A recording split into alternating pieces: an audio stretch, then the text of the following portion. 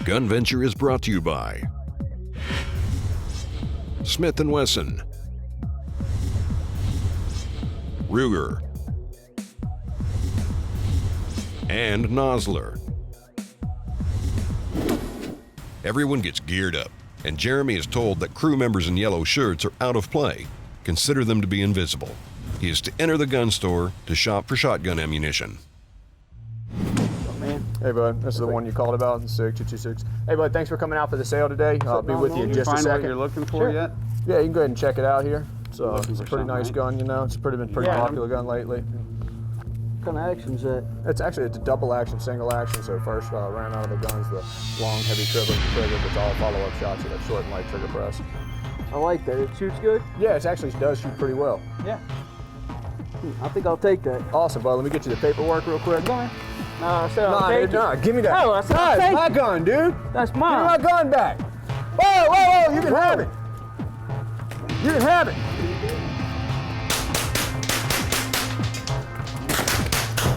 Whoa, whoa.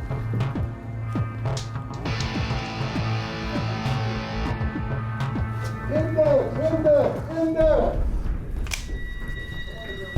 All right, make them safe and let them hang.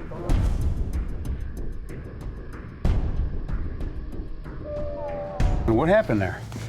Like there was some sort of altercation. A guy came in behind me, and I could tell something was up immediately.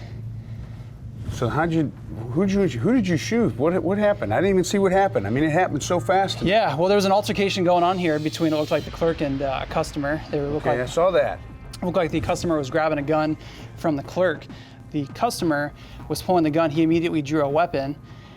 When he drew his weapon, he was pointing at everyone. The guy that came in behind me also drew a weapon. The guy that had pulled the gun, the original guy that I thought to be a threat, ended up racking around into the chamber, it looked like. I took a position back here out of the way. He seemed to be pointing his gun at everybody. He eventually pointed at me, so that's when I took the shot. Okay, so you shot the guy that was at the counter, all right? And then the other guy that had the gun out, what happened with him? He pointed his gun at me, and when he pointed his gun at me, that's when I decided to fire at him. Okay, so you shot at him. How many guns did you see total? I saw two. You saw two guns, all right. So you saw the bad guy and you saw the other guy that came in behind you. Yes, the red shirt and purple shirt, yeah. All right, so that's probably a pretty good observation. It didn't totally surprise me when he kind of stood in the middle of the room, went for his gun, didn't say anything, didn't use cover. There was a lot of things that happened in a jumbled up, messy gunfight happened right in the middle of the room. He ended up getting shot in the belly. There was two things you could have done. Move to cover before you got your gun out, or just plain old exit the store when the confrontation started happening, correct? Right. All right, so now we've got to deal with the one gunshot you end up with to the belly, plus you shooting at another person, plus the bad guy shooting at you without any cover. How about one more thing? Verbal commands. When do we give verbal commands? When feasible? What are they for? Well, they're to warn people of our intentions, but what about letting other people in the store know who you are? You know, when you start issuing verbal commands and you start taking charge of the situation, people will have a pretty good idea that you're not just a bad guy that wants to shoot and get away. The reality is, none of this stuff is happening fast. Your draw's not going to be fast, your movements to cover aren't going to be fast. You want to slip out of the picture unnoticed.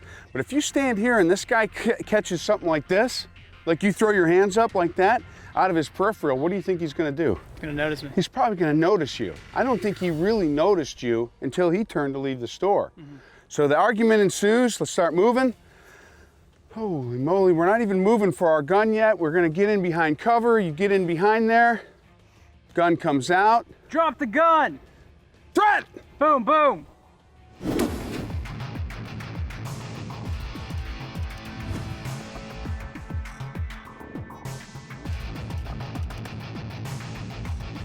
Go ahead and take your gun out, load and make ready.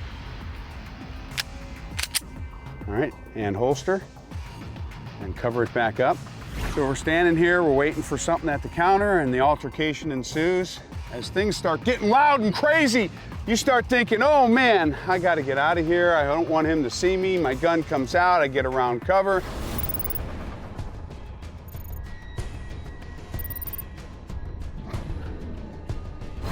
I've got a good position. Drop the gun! Drop it! Drop the gun! Threat! Drop the gun! Somebody call 911!